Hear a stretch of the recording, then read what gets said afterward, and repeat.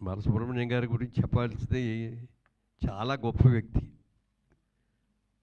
నిన్ననే మాకు రాజమండ్రి నుంచి మా వాళ్ళు ఫోన్ చేశారు. రాజమండ్రిలో బాలుగారి విగ్రహం పెడుతున్నామండి, గోదావరి ఒడ్డున ఘంటసాల గారి విగ్రహం పక్కన పెడుతున్నామని చెప్పి మీరు మెసేజ్ కావాలండి అంటే నేను పంపించాను వాళ్ళకి. ఒక అద్భుతమైన గాన గంధర్వుడు బాలసుబ్రహ్మణ్యం గారు. అంటే గాంధీ సినిమాకి డబ్బింగ్ చెప్పాడు బాలసుబ్రహ్మణ్యం గారు. మీరు ఎవరన్నా విన్నారో లేదో నాకు తెలీదు.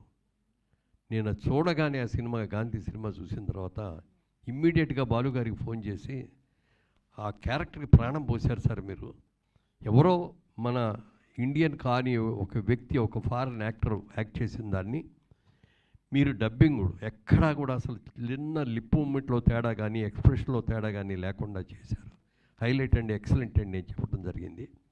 అలాగే మరి ఆయన అద్భుతమైన వ్యక్తి. ఇవాళ ఆ డైలాగులు, ఆ డబ్బింగ్ను మార్చిని ఏం మారవండి. అవి సౌండ్ సిస్టమ్స్ మారుతాయి తప్ప అవి ఏం మారవు. కానీ బాలుగారు అలాంటి మహనీయుడిని కరోనా వచ్చి పట్టుకుపోయిందనే దాని మీద అందరం కూడా చాలా బాధపడ్డాం. ఆయన ఉండుంటే ఇంకో 10 ఏళ్ళ పాటు ఇంకా బ్రహ్మాండంగా పాడుతూ ఉండేవారు.